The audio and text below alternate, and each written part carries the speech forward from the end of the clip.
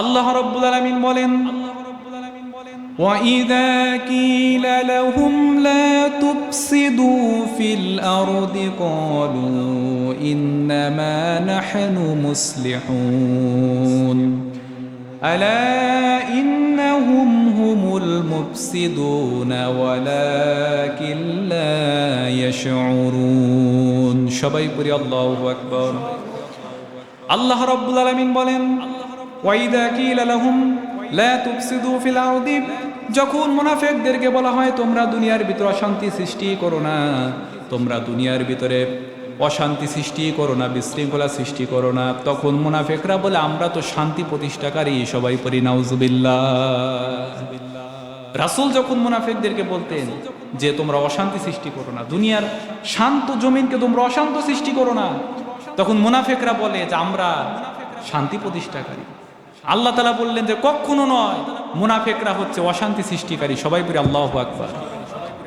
মুনাফিকরা যে অশান্তি সৃষ্টিকারী, আমার রাসূলের যুগ থেকে এটা ছিল। মুনাফিকদের ইসলামের বিরুদ্ধে সবচাইতে বড় যেই ভূমিকাটা ছিল সেটা উহুদ যুদ্ধে। কোন যুদ্ধে? উহুদ যুদ্ধে।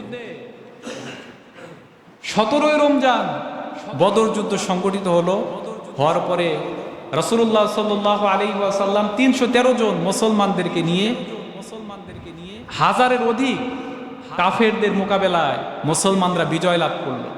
বিজয় লাভ করার পরে মুনাফিক যারা, তাদের ঘুম হারাম হয়ে গেছে যে আমরা যে কাফেরদের কাছ থেকে যে হাদিয়া তোলপা সুযোগ সুবিধা পাইতাম, এগুলা তো আর এখন পাবো না, কারণ মুহাম্মাদের হাতে এখন ক্ষমতা, মদিনার প্রধান হয়ে গেছে মুহাম্মদ সাল্লাল্লাহু আলাইহি ওয়াসাল্লাম। এখন তো কাফেরদের কাছ থেকে যে সুবিধা পাওয়া সেগুলো তো আমরা পাবো না। তারা কাফেরদের সাথে আতাত করলো। মুনাফিকরা কারা? আতাত করে তারা আবার একটা যুদ্ধ লাগায় দিল, নাম হচ্ছে উহুদ যুদ্ধ। নাম কি? যেখানে আমার নবীজির দাঁত মোবারক ভেঙে গিয়েছিল, যেখানে রাসূলের পবিত্র মাথা মোবারক, তার মাথার ভিতরে লোহার হেলমেট ঢুকে গিয়েছিল। 70 জন সাহাবায়ে কেরাম সেখানে শাহাদাত বরণ করেছিলেন সেই উহুদ যুদ্ধে, এই মুনাফিকদের কারণে। মুনাফিকদের যে সর্দার ছিল তার নাম হলো আব্দুল্লাহ বিন উবাই বিন সুলুল। সে আব্দুল্লাহ বিন উবাই জিহাদের ময়দান থেকে 3 শতাধিক মুসলমানদেরকে ভুলভাল বুঝিয়ে যুদ্ধের ময়দান থেকে দূরে সরায় দিল। সবাই পড়ি নাউজুবিল্লাহ। 300 মুসলমান যদি একটা জায়গা থেকে সরে যায়, তাহলে সেখানে মানুষের শক্তি তো কমে যায়, সেখানে মুসলমানদের সংখ্যা অনেক কমে গেল, শক্তিও কমে গেল, এবং মুনাফিকদের জন্য আল্লাহ তাআলা সেখানে মুসলমানদেরকে সাময়িক পরাজয় দান করলেন। নাউযুবিল্লাহি মিন যালিক।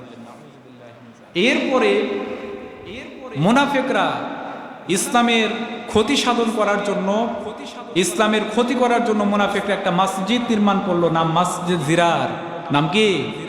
মসজিদে জিরার। যেই মসজিদের ভিতরে তারা কাফেরদেরকে নিয়ে ইসলামের বিরুদ্ধচারণ করত এবং মুসলমানদেরকে বিভক্তি করার জন্য তারা পরামর্শ করত। সবাই বলি নাউযুবিল্লাহ।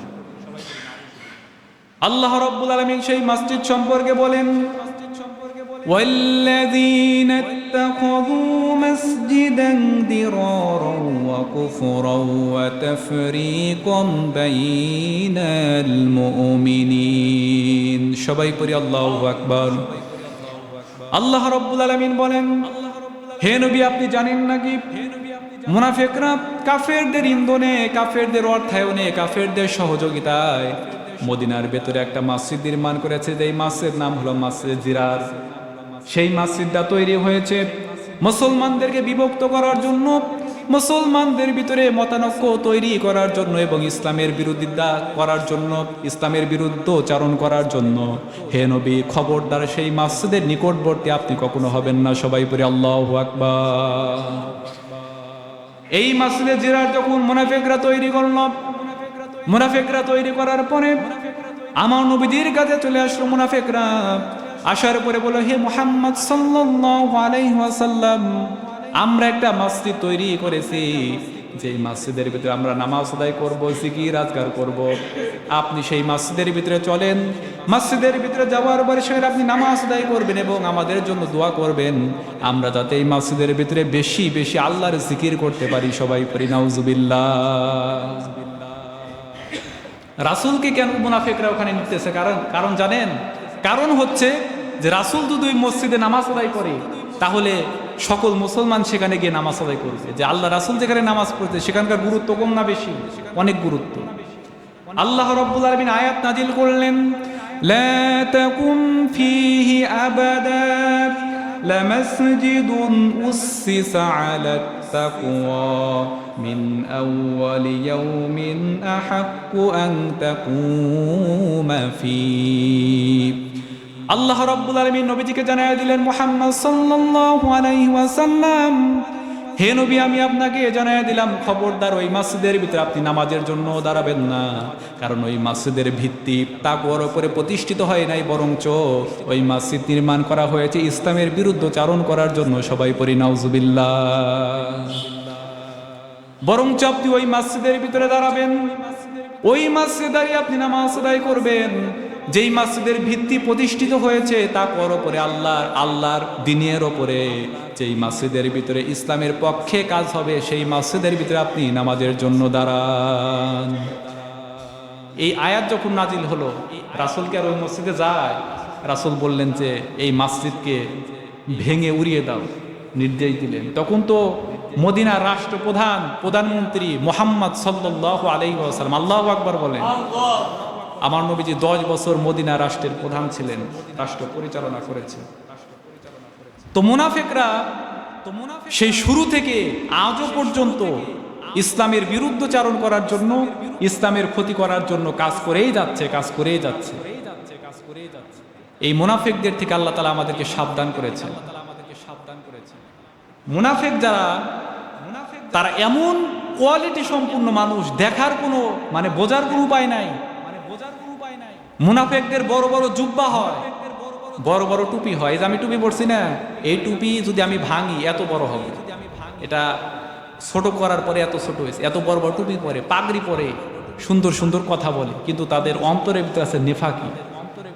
মুনাফিকদেরকে দেখে বোঝার কোনো উপায় নাই।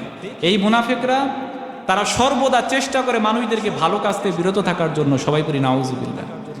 আর খারাপ কাজের দিকে মানুষদেরকে আহ্বান করে। এটা কার কথা? আরো জোরে বলেন, কার কথা? আল্লাহর কথা।